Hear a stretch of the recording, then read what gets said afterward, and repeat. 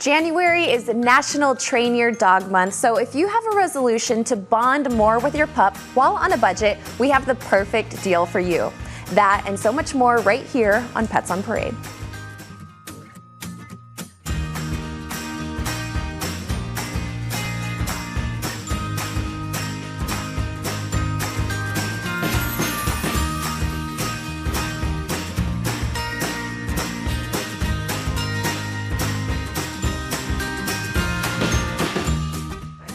Good morning and welcome to Pets on Parade, brought to you by 3TV. I'm Kelsey Dickerson with the Arizona Humane Society. Thank you so much for tuning in with us this Saturday. Now, not only do we have an absolutely gorgeous lineup of pets, including this little girl here, we're going to do something that I don't think that we've done in a while, is show the whole litter as the first couple guests. So you're definitely going to see these amazing transformations. And talking about transformations, we have some absolutely amazing glow-ups of pets that you are definitely going to want to see, and are great testaments to all of our amazing teams that do life-saving work each and every day. Now, we couldn't just wait to introduce you to our first little kitty, so let's get right on into it. This is Piper, and like I promised you just a second ago, we have an absolutely adorable glow-up. Lisa, look at how tiny she was. They just grow up too quick. She was just a teeny little nugget when she came in, and look at her now. She is 11 weeks old, and you'll get to meet her siblings in a moment. But as you can see, happy, healthy, spunky. These guys come right to the front of their kennel when you reach to them. They're purring, reaching through the bars. They came in as those little nuggets, and look at all the work that has gone into these guys. They were fed in our nursery, our kitten nursery. Those people worked day and night feeding them. And then luckily they got picked as a foster. So they went into a foster home and they continued to grow up and gain weight until they were big enough and strong enough to get spayed. And here they are today. So if you thought that little before photo was perfect and adorable, then what you can do to help us is bottle baby season's coming, so if you want to sign up to be one of our bottle baby fosters, azhumane.org/foster, and you do the entire video online, and then guess what? The first time you come into AHS, we hand you over a kennel full of nuggets, and you bring them back looking like this. Easy peasy. Who doesn't love some kitten nuggets? It's almost as good as chicken nuggets. So thank you so much for that, Lisa. And like Lisa was talking about, it's kind of hard to comprehend just how small these fur babies are when they first come into our shelter. And these ones are actually pretty big for the orphaned underage kitties that we get. And you know what, we just met Piper, but we want to meet the whole crew. Brie, please introduce us to these two beauties. Okay, so Kathy here has Penelope and I have Penny, if you can't tell that there's a theme here. So these are happy, healthy, and just wonderful kittens. They've been playing around. They had some treats earlier, and you'll see that they are not very, clean eaters. They left kibbles all over the place. What's really fun when you foster is that you bring them in, and they are super tiny. These guys came into the shelter around Thanksgiving, and that, I mean, just to think of how little they are right now, they were really tiny. And thanks to somebody taking them home to foster them, they got big and healthy. And that's something you can do as a volunteer, and it's so rewarding. And I know firsthand it's very rewarding to have them come back and be extremely happy, healthy, and able to get adopted. Just like Lisa mentioned, definitely look at our website, go under volunteer, and there's different opportunities. And guess what? You can take them back to the shelter when they're driving you crazy, and all they're doing is playing. Oh my goodness, and it's just hours of entertainment in addition to cuddles when they're finally tired. Thank you so much, ladies. And the Arizona Humane Society is now accepting applications for the spring 2023 semester for our Humane Teens program. We invite animal-loving teens to explore all kinds of careers within animal welfare. Not only do they learn about veterinary medicine and animal behavior, they also learn about the not-so-common roles like those within marketing and fundraising. Our animal photography workshop is a Humane Teen favorite each semester, and you are seeing those amazing pictures from our Humane Teens last year. Applications with 2 letters of reference are due on Saturday, February 4th, so make sure to learn more and apply today at azhumane.org/humane teens. And at AHS, saving the lives of pets with nowhere else to go is second nature to us, but it truly is amazing when you stop and think of all the pets saved thanks to our special programs and ICUs. One of which is why Rain and her pups are able to get a second chance at a great life. And now we see her, and she's just doing absolutely amazing. What is her story, Linda? So Rain was transported to us by the best friends from the Navajo Nation, and she was with 4 young puppies. And so she came to the shelter, and then she was put into the foster program. So she did have a foster, and while she was nursing her puppies, and she's doing really well right now. One of the things about our maternity ward is that we give an opportunity for moms and their new puppies to give birth and have a nice, warm, comfortable place to be with their little puppies when they first are born. And then we are able to put them into a foster care. And when we move them out of the maternity, we open up that space for another family. And so she is right now doing really well. She was a little shy at first, but actually she's doing very well. So if you're thinking of adopting a shy dog, maybe even Rain, maybe consider pet training. If you have children, have them approach the dog slowly with the back of the hand, maybe touch under the chin, not necessarily the top of the head. And just look into our training classes. You can go online and look up ArizonaHumaneSociety.org, and we have behavior classes, and you're going to meet Melissa in a little while. And we also have training classes. So consider helping out the maternity ward by taking in a dog with our puppies and opening up a place for another family. Thank you. Oh my goodness, so sweet. Saving the whole family is just absolutely amazing. Yeah. And Rain definitely deserves all of the love and attention. Thank you so much for that, Linda. And now you can't have pets like Rain able to find a forever home without first getting some TLC in a foster hero home like Linda mentioned. And Carrie, who do you have with you today, and why does she need a foster? Oh, this little girl is as sweet as can be, Kelsey. This is Dolly. And Dolly is a 4-year-old Chihuahua. You know, Chihuahuas sure get a bad rap sometimes, and I just have to say, if you want a snuggle bug and someone just to sit on your lap and cuddle, this is your girl. Dolly came to us as a stray when she was found out in a community park. And she made her way to AHS and was seen in our Second Chance Animal Trauma Hospital, where it was found that this girl is 100% healthy, except she has a cracked tooth. And so she needs to go to a foster home just for a short time until she can have a dental procedure to have that tooth removed. Our foster heroes provide all the love, and they open up their hearts in their home. AHS provides all the supplies, the medical care, anything that you need to take care of these little cuties. Again, Chihuahuas are just the most amazing creatures, and really just a complete snuggle. If I didn't have so many dogs at my house, she'd be coming home with me for sure. So if you're able to open up your heart to Dolly, please visit azhumane.org/foster. Yes, please do. So Carrie doesn't take home, what would it be, the 50th little pup that you have? Maybe like 130 something. Absolutely amazing. Thank you so much, Carrie, for not everything you do in the shelter, but also everything you do at home for us as well.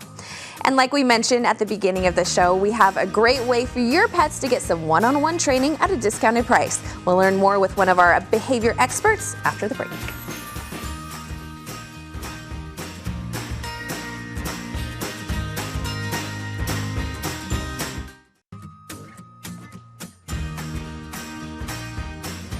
And welcome back to Pets on Parade. Now, as you may know, there are absolutely amazing departments and amazing team members behind the scenes each and every day who are working to save the sick, injured, and abused pets that we care for.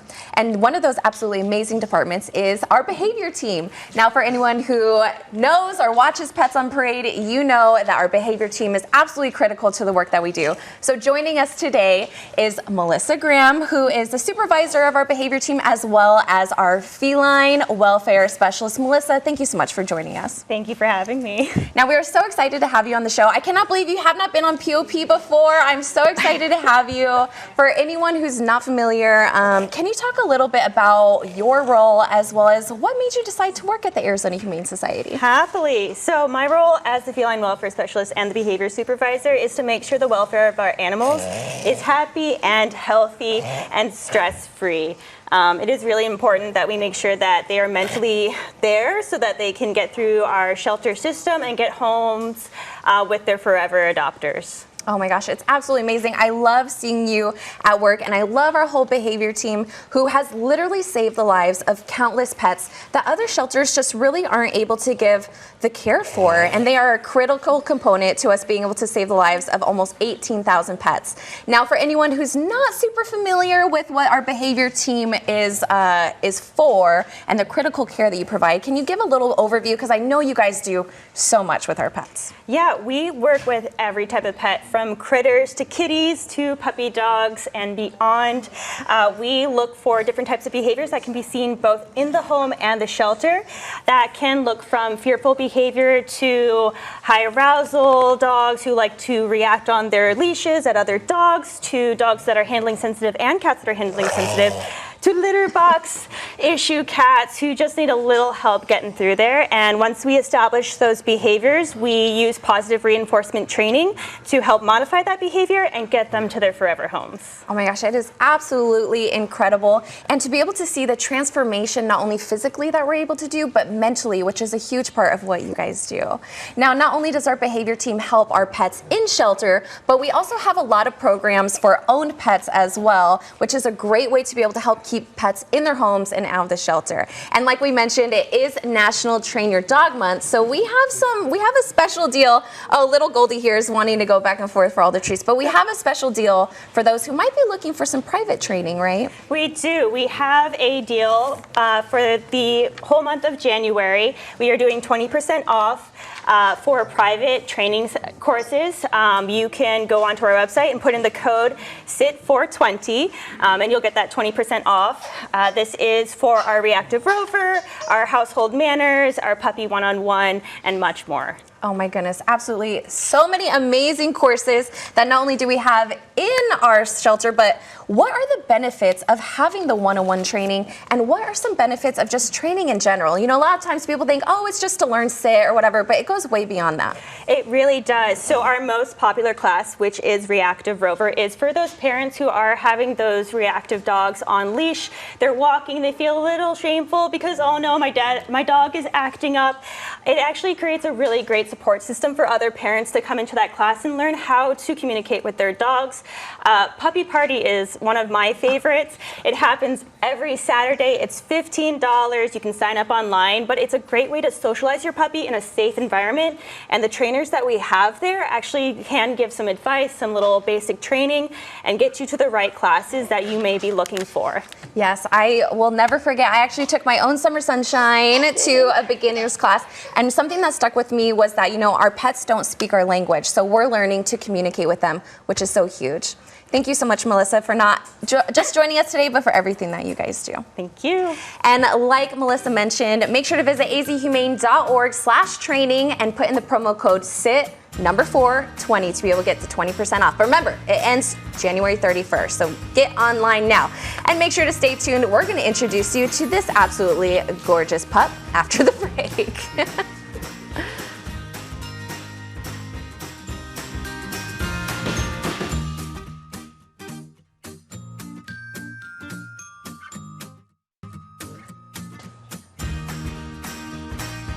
Thank you so much for tuning back into Pets on Parade. Now, we hung out with this little guy in the previous segment, but we just had to bring him on back because look at that adoption photo.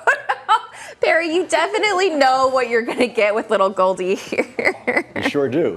He's sticking his tongue out to the world right now. This little guy right here, what a beauty, came in as a stray, over-the-counter stray, by a Good Samaritan who found him, and that same Good Samaritan told us that the previous night they actually witnessed this guy being hit by a car. So he came in, we evaluated him in our Second Chance Animal Trauma Hospital, and what we did see, he had a very, very painful mouth. I'm not sure if he took that car on face first, but I'd hate to see the grill of that car as well. This guy's a tough little dude right here. We actually did do some surgery on him, and we actually did have to extract his remaining teeth, which is why you see that tongue sticking out like that. When there's no teeth to hold the tongue in, that's what happens. This little guy right here is a real beauty, like I said. You know, it's extremely important. Now, in this guy's case, it might have been nothing more than that accident that caused the teeth, but it's extremely important to take care of your dog's mouth and teeth, just like it is in humans. I'm going to sound like a parent here. If you don't chew your food properly, you're not going to get the right nutrients and stuff like that. So it does affect the overall health of your body. You have to chew up that food very, very good. It has to be chewed properly. There's also some links between mouth health and heart health, so keep that in mind. So when you're feeding your dog, try to feed them hard treats when possible, bones, of course, and things like that to keep their teeth clean, and of course some periodic actual professional cleanings too. Anyway, this is 8-year-old Goldie. Oh my goodness. He might be, I think he might be named after one of our D-backs greats. Thank you so much for that, Perry. And there are many bunnies who currently and will need your help finding forever homes in the coming months. And before we meet these adorable brothers, we wanted to show you their before pictures. And as you can tell, their feet were stained with urine and they were quite a bit younger during this picture. But Linda, I don't know if you can tell that they're related at all. Please introduce us to Peppercorn and Java Chips. They actually look like twins. This is Peppercorn and brother Java Chips, and they were from a hoarding situation, and the owner decided to surrender them to us, and we were very lucky to have them here today. Something fun about bunnies is they're very, very social. And when I was growing up, my brother and I had 2 bunnies, and we had a family cat, and all 3 of them played together. So one of the things that we learned as we were children raising our bunnies is that it's really important to have a private hutch for them where they can sleep and just be by themselves, and then let them out of their hutches, let them play together. You'll be amazed at how fast and how high they can jump. They are amazing when they're out of their surroundings. Very special diets also. We always say Timothy hay. It's a very, very important part of their diet.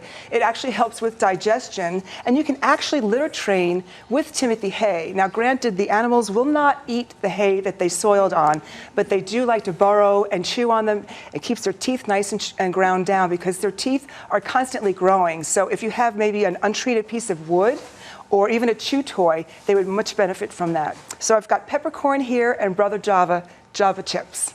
Oh my goodness. You know what? They're totally on the opposite ends of the spectrum when it comes to taste too. Not eating the bunny, no, with the name, so sorry.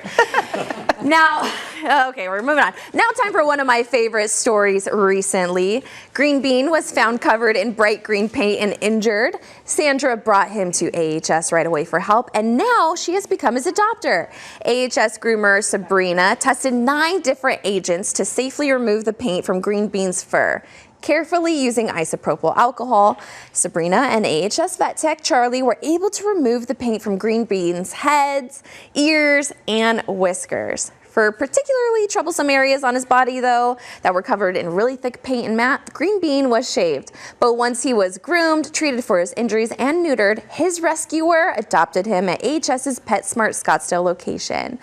Very big congratulations to Sandra and Green Bean, and thank you to all who helped this sweet kitty. And we weren't lying when we said that we had so many gorgeous pets on today's show. Lisa, Cola's story is definitely a great example of why we have a 100% adoption guarantee, right? Yes, Cole came into us, Cola, about in 2021. He was hit by a car. Now he's showing you his rollover skills. Come here, buddy. Yes. And as you can see, no ill effects from being hit by that car. And he was adopted. And unfortunately, his owner fell on some hard times, so we have a 100% adoption guarantee. All they needed to do was contact us, bring Cola back to the Humane Society, and here he is looking for his second chance at the perfect family. What I can tell you about him, loves belly rubs, hops like a bunny, but he shouldn't live with any bunnies. He has a tendency to chase small pets and cats, so he might do best as the only dog, but as you can see, he's very, very gentle. He's been well cared for. His coat is beautiful, clean. He's just looking for somebody to cuddle up on the couch with, play some games, and he will do great. He's also a great walking partner, pretty good on his leash, house trained, and he has a face that'll just melt anybody's heart. He really is a very, very handsome dog. And like we were talking about, Huskies are just great animals all around, if you don't mind a few belly rubs. Yeah, he says, absolutely. Absolutely. Man, I didn't know we had 4 bunnies on today's show. Thank you so much for that, Lisa. And RTOs, aka Return to Owners, just warm my heart. Tozy and Lulu are happy to be back home with their mom, Pat.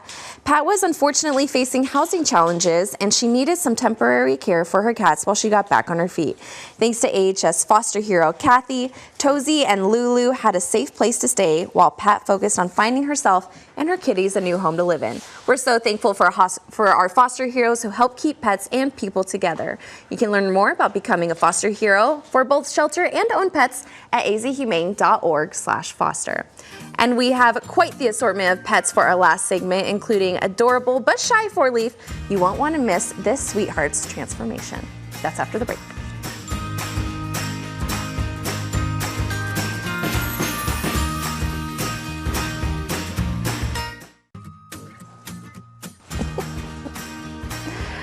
Welcome back to Pets on Parade. Now, I know this is going to be blasphemy for some of our Midwest viewers, including my Grammy who is watching over us, but I just do not like rhubarb. But Brie, I think this rhubarb might change my mind.